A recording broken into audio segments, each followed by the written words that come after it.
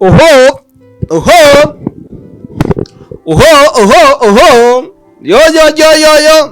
Oho. Yo, byafashe iyindi nzira bantu b'Imana. Byafashe iyindi nzira. My name is Starboy the Sheep, Mr. Recorder, Mr. Meat, Mr. Kimararungu, Mr. Love in Town, Mr. Ububeshi, Mr. Umukozi wo munzu, Mr. Fashora Fashijwe, Mr. No Sentiment. I love support everybody in our country. I love you too if you love me. If you don't, I don't care for that. Support my job only my job.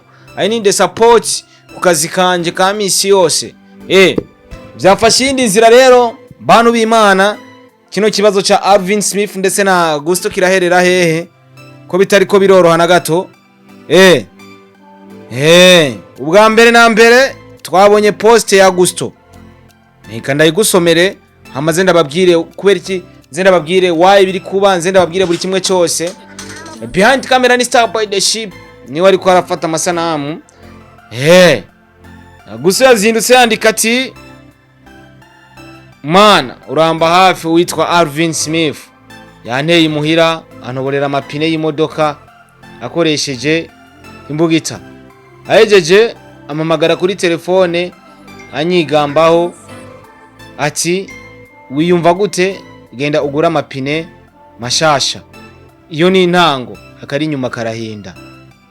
Ndabivuze kugira ejo muzomenye iyo naguye murakoze. Ndabivuze kugira ejo muzomenye iyo naguye.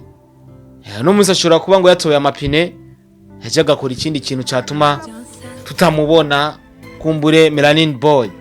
Kino ni kintu gikomeye cyane guys. Ariko inyuma yibi Alvin Smith la vache original. L'homme qui traverse la mer sans bateau. Nawe yasimbe ku rubuga rw'yandika ati Igipolisi ni wanje ngoba Melanin boy mumbwira katishe convocation ndayitabe apana kuzana abapolisi muri taxi ntabonye convocation simva mu nzu. Melanin nawe utiyazinduki wiwe n'Igipolisi arishuza ivyiwe arishuza amapine yiwe. Iyi ni menasi komeye cyane.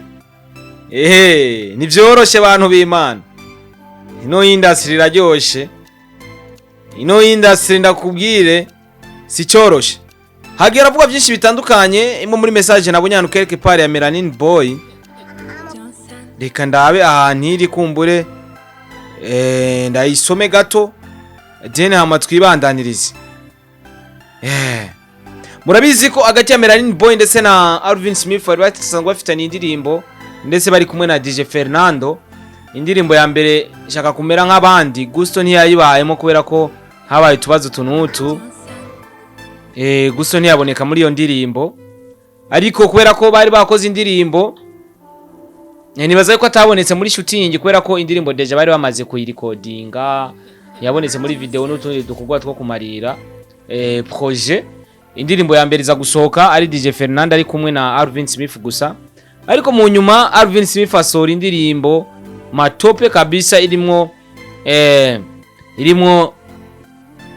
Gusto ariko amajiwe atamixinze amajiwe ameze nabi ebana ari bad cyane ameze nabi.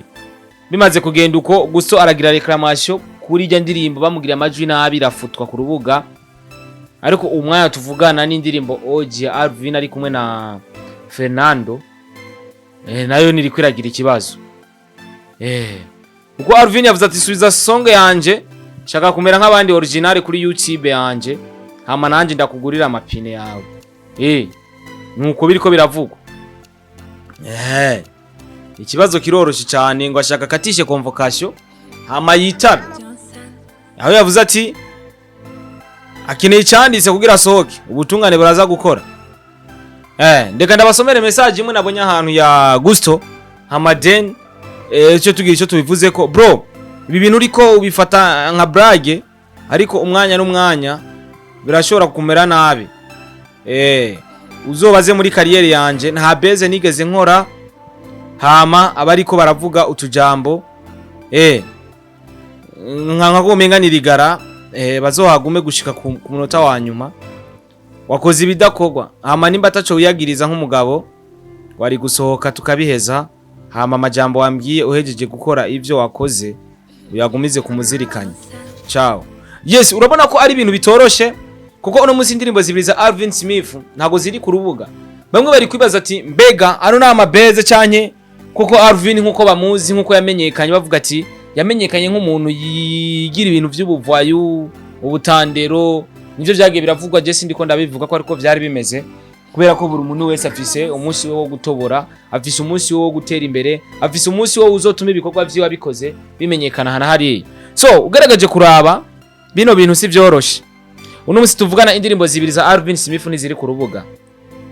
Ariko twarabonye reclamation y'indirimbo ya mbere niki uno munsi Gustave ati si jewe nazifuse narareklamye nitura ubutungane nka YouTube irabikora koko indirimbo zirafutwa.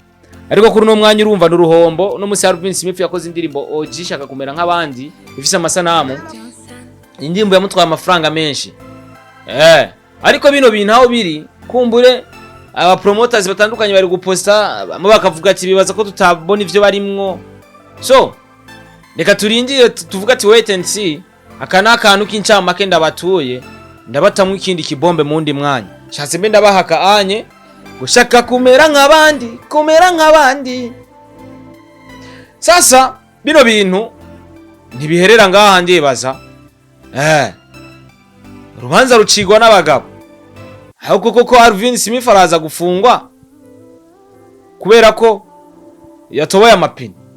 MELANIN boy nawe biza kugenda gute kwizo ndirimbo zabuze ku rubuga rwa Alvin Smith koko MELANIN boy ge bakorana indirimbo yo bari yararishwa amafaranga yose akarihwa kugira bakorana indirimbo.